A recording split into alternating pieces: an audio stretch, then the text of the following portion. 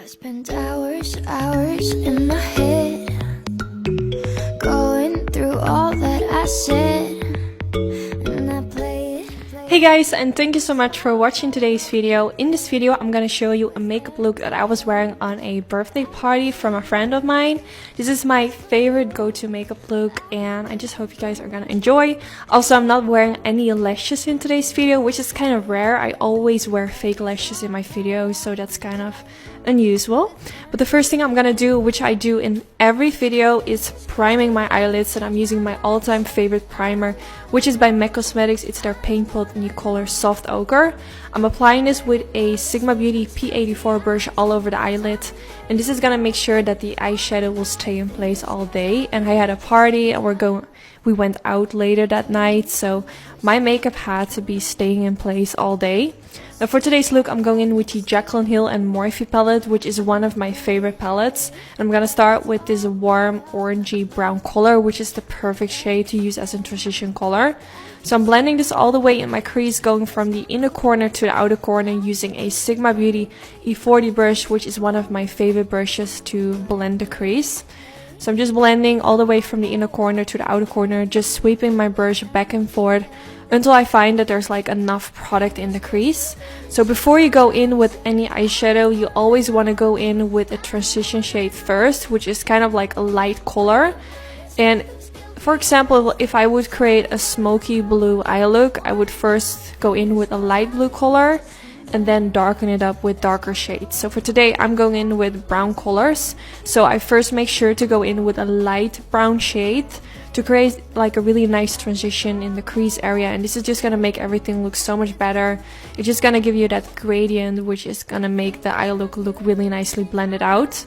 So this is the next color, and this is a lot darker. Well, not a lot darker, but darker than the previous color.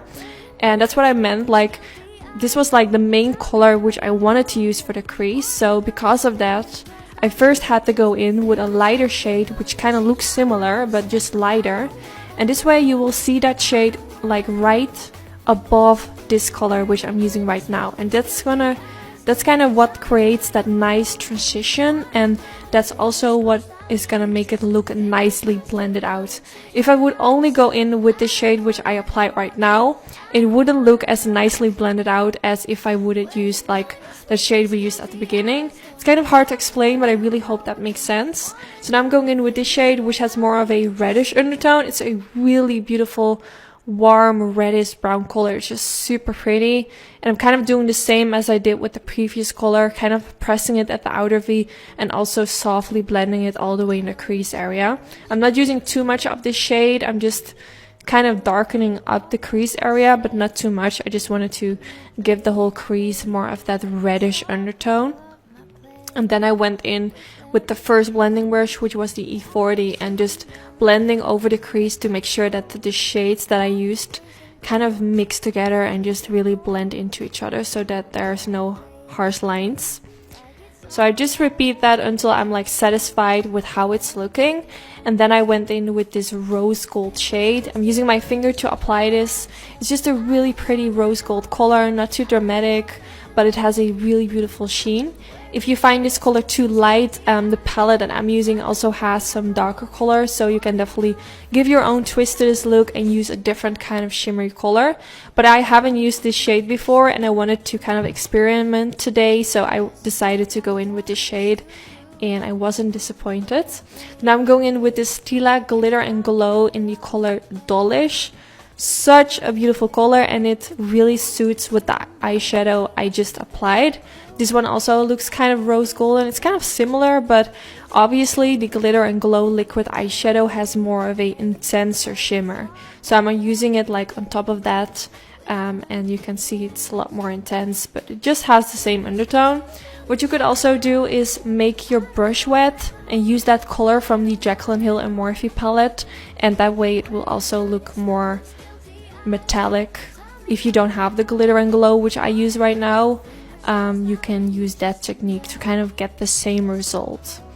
So I applied a little bit more of the Glitter and Glow in Dolish by Stila Cosmetics, and using a really tiny blending brush and just blending around the crease area. This way it's gonna look a little bit more softer, and it's gonna blend nicely into the matte shades. I always go back in with a blending brush after applying like a liquid eyeshadow on the eyelids, because I've only used matte shades in the crease area, and that's like a total different consistency that will compare it like to what I'm using right now. So you want to make sure that those two different textures blend into each other. So that's why I went back in with the blending brush, to make sure that everything looks nicely blended out. Then I'm going back in with this color, which I also used as my second shade in the crease. Now I'm using a flat definer brush from Sigma Beauty, and I'm gonna press it right underneath the lower lash line. This is my favorite brush to do this trick. This is just a really nice brush to use for underneath the lower lash line because it's really flat. So this way you can create that really precise application underneath the lower lash line. Now after doing this, I took a tiny pencil brush with the same eyeshadow on it, and I just decided to blend everything out and make it more smudgy. And then I went in with the Morphe eye pencil in the color Vibes, which is one of my favorite pencils for the waterline. I think I've showed this to you guys already so many times on my channel. It's a really beautiful warm brown color. And then for my eyeliner, I'm going in with the Maybelline Studio Gel eyeliner, and I'm going to create a wing liner.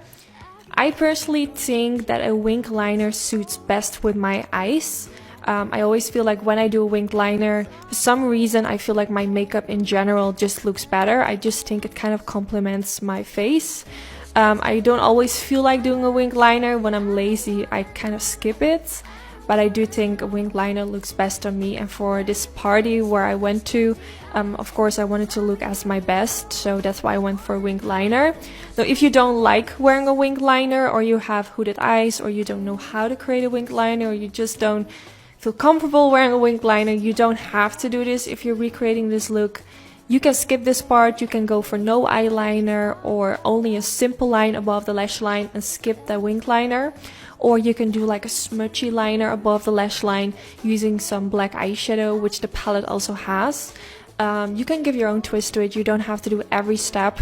Sometimes I receive comments like, oh, I wish you didn't went for a winged liner, or kind of comments like that. And then I always feel like, well, you can do it differently. Like, you don't have to do what I do. You can give your own twist to it. So definitely do that if you don't like something, which I am doing. So now I'm creating that winged liner, and for those who wonder, I'm using the Sigma Beauty angled brow brush. They also have a winged liner brush, but I personally prefer their eyebrow brush to create my winged liner. For some reason, I'm just really liking the brush. Then I'm gonna take my Tweezerman lash curler, and I'm gonna quickly curl my lashes. You don't have to use like a fancy one like I'm using from Tweezerman. You can use any lash curler that you have at home, which will do the job. And then for my mascara, I'm taking my all-time favorite mascara, which is by Benefit Cosmetics. It's the Roller Lash Mascara, which is my absolute favorite one. I use it in almost every video. I just really love how it makes my lashes lift, and it also makes my lower lashes look really nicely long, not clumpy. It really nicely separates the lashes from each other, which I really like. So therefore I use it very often in my videos. So now I'm taking this shimmery color, which is really beautiful. I was kind of looking at my eye look and I felt like something was missing. So I applied this with a really tiny pencil brush in the inner corner area of my eye. And I just think that it gives that extra little pop of highlight, which I just think finishes off the whole eye look. And then this is the end result. I'm not wearing any fake lashes today. I wanted to keep it a little bit more simple. Just do more of a simple, glamorous look for you guys. I really hope you all enjoyed. If you did enjoy, don't forget to give this video a thumbs up. This is really helpful for my YouTube channel. Also, if you aren't subscribed yet, make sure you do. And I have a really nice video coming for you guys. I actually filmed this video before 2020, but I filmed a video today, which is like a really nice video where I focus more on the skin and how to make it glowy. So I'm really excited for that one, and that one is going up next. So stay tuned for that one, and hopefully I will see you guys in my next video. Bye bye!